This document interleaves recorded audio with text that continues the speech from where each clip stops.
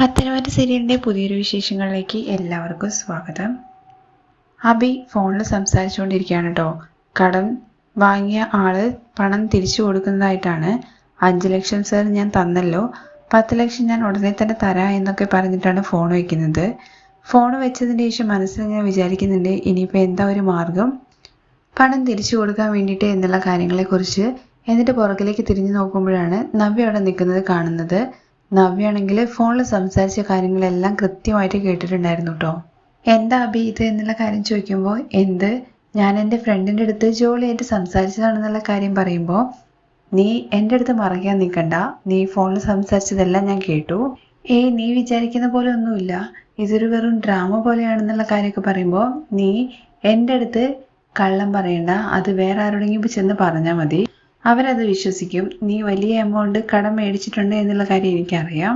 അതിൽ 5 ലക്ഷം രൂപ നീ കൊണ്ടുപോയി കൊടുത്തു, ഇനിയും 10 ലക്ഷം കൊടുക്കാനുണ്ടെന്ന് പറയുന്നു. അപ്പം നീ എന്തോരം കാശ് കടം മേടിച്ചിട്ടുണ്ട് എന്നുള്ള കാര്യം ചോദിക്കുമ്പോൾ, നീ നിന്റെ പണി നോക്കി പോകാൻ നോക്ക്, വീട്ടിൽ ഓൾറെഡി ഒരുപാട് പ്രശ്നങ്ങളുണ്ടല്ലോ, അതിനിടയ്ക്കാണ് ഇനിയിപ്പോൾ നീ ഓരോന്ന് പറഞ്ഞ് കുത്തിക്കൊണ്ട് വരുന്നത്. ഞാനെന്തിനു വെറുതെ വേല കാണിക്കേണ്ട ആവശ്യം? ഞാനിത് നേരെ ചെന്നിട്ട് മുത്തശ്ശിൻ്റെ അടുത്ത് പറയും. മുത്തശ്ശിൻ്റെ അടുത്ത് മാത്രമല്ല, മുത്തശ്ശിയുടെ അടുത്ത്, പിന്നെ നിങ്ങളുടെ അമ്മയുടെ അടുത്ത്, ആദർശേട്ടൻ്റെ അടുത്ത്, ആദർശേട്ടൻ്റെ അച്ഛൻ്റെയും അമ്മയുടെയും ഒക്കെ അടുത്ത് എല്ലാവരുടെ അടുത്തും പോയി പറയാൻ വേണ്ടി പോവാന്ന് പറഞ്ഞിട്ട് നവ്യ അവിടെ നിന്ന് പോവാണേ. ദയവ് ചെയ്തിട്ട് നീ ആരോട് ചെന്ന് പറയരുതെന്നുള്ള കാര്യം പ്രത്യേകമായിട്ട് കാല് പിടിച്ച് പറയുന്ന പോലെ അഭി പറയുന്ന സമയത്ത്, ഈ വീട്ടിൽ കാലുകുത്തിയത് മുതൽ നീ എന്നെ ഒരു മനുഷ്യയായിട്ട് പോലും കാണുന്നില്ല. ഞാൻ പറയുന്ന ഒരു കാര്യവും നീ ചെയ്തു തരാറുമില്ല. എന്നാൽ നീ കൊണ്ടുപോയിട്ട് 5 ലക്ഷം 10 ലക്ഷം ഓരോരുത്തർക്ക് കൊടുക്കുന്ന സമയത്ത് ഞാൻ ചുമ്മാ ഇരിക്കുന്നുണ്ടോ നീ കരുതിയത്? ഈ വീട്ടില് നയനയ്ക്കും ആദർശേട്ടനും ഒരു സ്പെഷ്യൽ ആയിട്ടുള്ള ആൾക്കാരെ പോലെയാണ് എല്ലാവരും കാണുന്നത്. ഇവിടെയുള്ള എല്ലാവരും ആണെന്നുണ്ടെങ്കിൽ ആദർശിനെയും നയനയും കയ്യിലെടുത്ത് പൊക്കിക്കൊണ്ട് നടക്കുകയാണ്. എനിക്ക് എന്താ ഒരു കുറവുള്ളത്? നമ്മൾ രണ്ടുപേരും സ്നേഹിച്ച് കല്യാണം കഴിച്ചതല്ലേ, ഇപ്പൊ എന്തിനാ ഇതൊക്കെ പറയുന്നുള്ള കാര്യം ചോദിക്കുമ്പോൾ, നീ കല്യാണത്തിന് മുമ്പ് നീ എന്തെല്ലാം കാര്യങ്ങളാ പറഞ്ഞെന്നുള്ള കാര്യം മറന്നുപോയോ? എന്നെ നന്നായിട്ട് നോക്കുമെന്നും അവിടെ കൊണ്ടുപോകും ഇവിടെ കൊണ്ടുപോകും എന്നൊക്കെ പറഞ്ഞില്ലേ, അതിൽ എന്തെങ്കിലും ഒരു കാര്യം നടന്നിട്ടുണ്ടോ എന്നുള്ള കാര്യം ചോദിക്കുമ്പോൾ, അബി ദയവ് ചെയ്തിട്ട് നവ്യ എൻ്റെ സിറ്റുവേഷൻ ഒന്ന് മനസ്സിലാക്ക്, നീയും കൂടി എന്നെ കഷ്ടപ്പെടുത്തല്ലേ.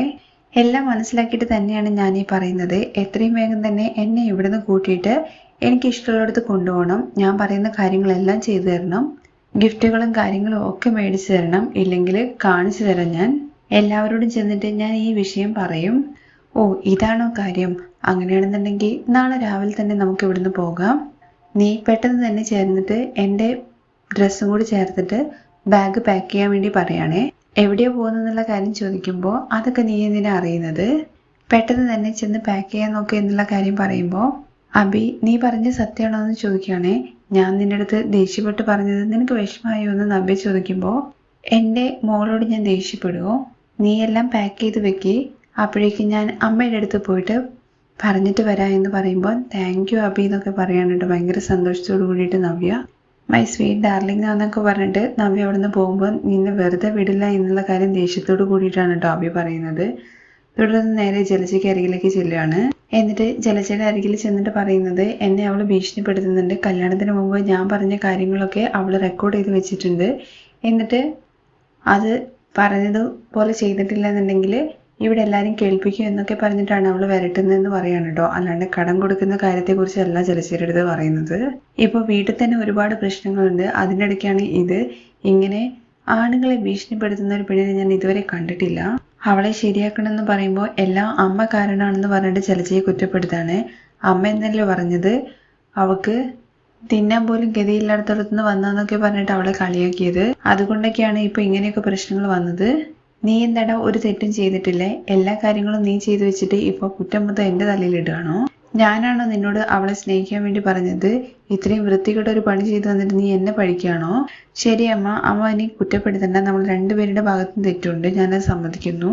എന്നാൽ നമ്മളിപ്പോൾ ചെയ്ത തെറ്റുകൾ ഇപ്പോൾ ശരിയാക്കി മാറ്റണം. അതിനു വേണ്ടിയിട്ട് എന്താ ചെയ്യേണ്ടതെന്നുള്ള കാര്യമാണ് ആലോചിക്കേണ്ടത്. അതിനുള്ള ഐഡിയ അമ്മ പറഞ്ഞതായെന്ന് പറയുമ്പോൾ, എത്രയും വേഗം തന്നെ ആ കുട്ടിയുടെ വിഷയം ഇല്ലാണ്ടാക്കിയിട്ട് നിന്നെ വേറൊരു കല്യാണം കഴിപ്പിക്കണം എന്ന് വിചാരിച്ചിട്ടാണ് ഞാൻ നടക്കുന്നത്. എന്നാൽ അത് നടന്നില്ല. ഇനി അത് നടക്കണമെന്നുണ്ടെങ്കിൽ നവ്യ ഇല്ലാതാക്കണം, എന്നാൽ മാത്രമേ നടക്കുള്ളൂ. അപ്പോഴേ നിനക്ക് നല്ലൊരു ജീവിതം കിട്ടുള്ളൂ എന്ന് പറയണേ. അമ്മ ഉദ്ദേശിക്കുന്നതെന്ന് പറഞ്ഞിട്ട് മനസ്സിൽ വിചാരിക്കുന്നുണ്ട്, അമ്മ കറക്റ്റ് ഇപ്പോൾ എൻ്റെ റൂട്ടിൽ വരുന്നുണ്ട്, ഞാൻ ഉദ്ദേശിച്ച പോലെ നടക്കുന്നുണ്ട്, വെരി ഗുഡ് അബി എന്ന് മനസ്സിൽ തന്നെ വിചാരിക്കുകയാണേ. എന്നിട്ട് ചിലച്ച പറയുന്നത്, നീ ഹണിമൂണിന് കൂട്ടിക്കൊണ്ടുപോകുന്നത് പോലെ അവളെ ഇവിടുന്ന് കൂട്ടിയിട്ട് പോ, പക്ഷെ തിരിച്ചു വരുന്ന സമയത്ത് നീ ഒറ്റയ്ക്ക് വരാൻ പാടുള്ളൂ, അവൾ നിന്റെ കൂടെ ഉണ്ടാവാൻ പാടില്ല. അമ്മ എന്തൊക്കെയാ ഈ പറയുന്നുള്ള കാര്യം ചോദിക്കുമ്പോൾ മറ്റൊരു വഴിയില്ല, ഈ വീട്ടിൽ ഞാൻ തല പൊക്കി എണീക്കാൻ പോലും പറ്റാത്ത അവസ്ഥയിൽ ഇങ്ങനെ തലം താഴ്ത്തി ഇങ്ങനെ നടക്കുന്നതാണ്. അത് മൊത്തത്തിൽ മാറണമെന്നുണ്ടെങ്കിൽ നീ വലിയൊരു പണക്കാരിയായ മകളെ കല്യാണം കഴിക്കണം. ആ നവ്യ ഇല്ലെങ്കിൽ അതെങ്ങനെയാണെന്ന് ഞാൻ നടത്തി കാണിച്ചു തരാം. അമ്മ പറയുന്നത് എനിക്ക് മനസ്സിലായി, പക്ഷെ എങ്ങനെയാന്നുള്ള കാര്യം ചോദിക്കുമ്പോൾ ഞാൻ പറയുന്നത് പോലെ തന്നെ ചെയ്യ്. ഇവിടുന്ന് ഹണിമൂണിന് പോവാ എന്ന് പറഞ്ഞിട്ട് അവളെ കൂട്ടിയിട്ട് പോ. വലിയ 5 സ്റ്റാർ ഹോട്ടലിൽ റൂം എടുക്കണം. അത് കണ്ടിട്ട് അവള് പല്ലുകൊണ്ട് ഇളിച്ചിട്ട് നിന്റെ മുന്നാൾ തന്നെ അവൾ വരും. ആ സമയത്ത് നീ പ്ലാൻ ചെയ്തിട്ട് അവളെ ഇല്ലാതാക്കണം. എന്നാൽ നിന്റെ മേലെ ഒരു വഴിയും വരാൻ വേണ്ടി പാടില്ല. അത് മാത്രമാണ് ഇപ്പോൾ ഒരേ ഒരു വഴി. ഓക്കെ അമ്മേ, അമ്മ പറഞ്ഞതുപോലെ തന്നെ ഞാൻ ചെയ്യാം. അമ്മ പ്രത്യേകം സൂക്ഷിക്കണം എന്ന് പറയുമ്പോൾ നിനക്ക് വേണ്ടിയിട്ടല്ലേ, ഞാൻ ചെയ്തോളാടാ എന്ന് പറയണേ. ശരി അമ്മ എന്ന് പറഞ്ഞിട്ട് അഭി അവിടുന്ന് പോവാണേ. അത് കഴിഞ്ഞ് ജലജ മനസ്സിലിങ്ങനെ വിചാരിക്കുന്നുണ്ട്, ഗുഡ് ബൈ നവ്യ, ഇനി നിന്റെ ശല്യം ഈ വീട്ടിലില്ല എന്ന് പറഞ്ഞിട്ട് ഇങ്ങനെ ചിരിച്ചുകൊണ്ടിരിക്കുകയാണേ. തുടർന്ന് കാണിക്കാൻ പിറ്റേ ദിവസം രാവിലെ ആദർശ് സ്കിപ്പിംഗ് ചെയ്തുകൊണ്ടിരിക്കുമ്പോൾ ചായയുമായിട്ട് അങ്ങോട്ടേക്ക് നയന വരികയാണ് കേട്ടോ. ഒരു കാര്യം ചെയ്യുന്നതിൻ്റെ ഇടയ്ക്കാണോ വന്നിട്ട് ചായ വേണമെന്ന് ചോദിക്കുന്നുള്ള കാര്യം പറയുമ്പോൾ, നിങ്ങൾ എന്നോട് ചായ ചോദിച്ചു, പിന്നെ ഇപ്പം എന്താ സ്കിപ്പിംഗ് ചെയ്യുന്നു, ഇപ്പം എന്താ പതിവില്ലാത്തൊരു സ്കിപ്പിംഗ് എന്ന് ചോദിക്കുമ്പോൾ ഞാൻ വെയിറ്റ് കൂടുന്നുണ്ട്, അതുകൊണ്ടാണ് സ്കിപ്പിംഗ് ചെയ്യുന്നത്. ഞാനും ആദർശേട്ടൻ നന്നായിട്ട് സ്കിപ്പിംഗ് ചെയ്യുന്നുള്ള കാര്യം പറയുമ്പോൾ, അതിനെന്താ, നീ എന്താ എൻ്റെ കൂടെ കോമ്പറ്റീഷൻ നടത്താൻ വേണ്ടി പോവാണോ, എന്താ പേടിയാണോ ആദർശേട്ടനെന്ന് ചോദിക്കുമ്പോൾ, എനിക്ക് എന്തിന് പേടി, ഞാൻ തുടങ്ങിക്കഴിഞ്ഞാൽ നിനക്ക് എൻ്റെ കൂടെ മുഴുവനാക്കാൻ വേണ്ടി പറ്റില്ല. ഓഹോ അങ്ങനെയാണോ, അപ്പോൾ ആരാണ് ഏറ്റവും കൂടുതൽ നേരം സ്കിപ്പിംഗ് ചെയ്യുന്നത് എന്നുള്ള കാര്യം നമുക്ക് നോക്കാം എന്ന് പറയണേ. അങ്ങനെ ഇവർ രണ്ടുപേരും കൂടി സംസാരിക്കുന്നത് കേട്ടിട്ട് മുത്തശ്ശി അവിടെ ഇരുന്നിട്ട് ചിരിക്കുന്നുണ്ട് കേട്ടോ. തുടർന്ന് ആദർശ് പറയുന്നത്, എനിക്കെന്താ ഓഫീസിലൊന്നും പോകണ്ടേ, നിന്റെ കൂടെ ഇവിടെ നിന്ന് സ്കിപ്പിംഗ് കളിച്ചുകൊണ്ടിരുന്നാൽ മതിയോ, നീ ഒന്ന് പോയെന്ന് പറഞ്ഞിട്ട് പോവാണേ. പോകുന്ന ആദർശിനെ തലന്ന് നിർത്തിക്കൊണ്ട്, ആഹാ കോമ്പറ്റീഷൻ എന്ന് പറഞ്ഞപ്പോൾ നിങ്ങൾ നൈസായിട്ട് മുങ്ങാൻ വേണ്ടി ശ്രമിക്കുകയാണോ. ഇത് കേട്ടുകൊണ്ട് മുത്തശ്ശൻ പറയുന്നുണ്ട് കേട്ടോ, നയനമോളെ അവനെ വെറുതെ വിടരുത് എന്നുള്ള കാര്യം. ഇത് കേട്ടിട്ട് ആദർശ് മനസ്സിൽ വിചാരിക്കുന്നുണ്ട്, എപ്പം നോക്കിയാലും മുത്തശ്ശനടക്കം ഇവളെ സപ്പോർട്ട് ചെയ്യുകയാണല്ലോ. മുത്തശ്ശ ഒരു പ്രധാനപ്പെട്ട മീറ്റിംഗ് ഉണ്ടെന്ന് പറയുമ്പോൾ, എന്തൊക്കെയാണെന്നുണ്ടെങ്കിലും നീ ഈ കോമ്പറ്റീഷനിൽ പങ്കെടുക്കുക വേണം, ഇതിൽ നീ ജയിക്കണം എന്നുള്ള കാര്യം മുത്തശ്ശൻ പറയാണ് കേട്ടോ. അത് ഈ കുടുംബത്തിന്റെ അഭിമാന പ്രശ്നം എന്നുള്ള കാര്യം പറയുമ്പോൾ, ഇതിലെങ്ങനെയാ കുടുംബത്തിന്റെ അഭിമാനമൊക്കെ വരുന്നത്. ഓക്കെ നോക്കാം എന്ന് പറഞ്ഞിട്ട് ആദർശ് നയനയും കൂടി പോയി നിൽക്കുകയാണ്. ആ സമയത്ത് ആദർശ് നയനയ്ക്ക് സ്കിപ്പിംഗ് കൊടുക്കുകയാണ്.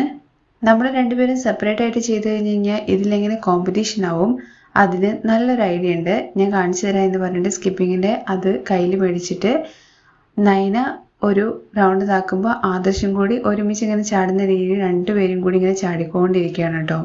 ഒരു സ്കിപ്പിങ്ങിൻ്റെ കയറിനകത്താണ് രണ്ടുപേരും കൂടി ചാടിക്കൊണ്ടിരിക്കുന്നത്. അങ്ങനെ ചാടിയിട്ട് ആദർശിൻ്റെ കാലിൽ കുടുങ്ങുകയാണ് കേട്ടോ കയറ്. അങ്ങനെ ആദർശ് തോൽക്കുന്നുണ്ട്. അങ്ങനെ ഇവർ രണ്ടുപേരും കൂടി ഈ കാണിക്കുന്നത് എല്ലാവരും കണ്ടിട്ട് ആർക്കും അത്ര ദഹിക്കുന്നൊന്നുമില്ല കേട്ടോ. ഞാൻ ജയിച്ചു എന്ന് പറഞ്ഞിട്ട് നയന ഇങ്ങനെ പറയുന്നുണ്ട് കേട്ടോ. അങ്ങനെ കൈ കൊട്ടിയിട്ട് മുത്തശ്ശി അരികിലേക്ക് വരുന്നുണ്ടെങ്കിലും നയനയുടെ അടുത്ത് മുത്തശ്ശൻ പറയുന്നത്, ഒരിക്കലും ഭാര്യ ഭർത്താക്കന്മാർക്കിടയിൽ ജയം തോൽവി എന്നില്ല എന്നുള്ള കാര്യം അർദ്ധനാരീശ്വരം മാതിരിയാണ്, ജയവും തോൽവിയും പാതിയാണ്. ശരി മുത്തശ്ശ എന്ന് പറയുന്നുണ്ട്. തുടർന്ന് ആദർശ് ഓഫീസിൽ പോകാനുള്ള സമയമായി എന്ന് പറഞ്ഞിട്ട് ഉള്ളിലേക്ക് കയറി പോവാണ്. അതിന്റെ പുറകെ തന്നെ നയനയും പോകുന്നുണ്ട് കേട്ടോ. ആ രംഗത്തോട് കൂടിയിട്ടാണ് മറ്റൊരു എപ്പിസോഡിന്റെ രംഗം അവസാനിക്കുന്നത്.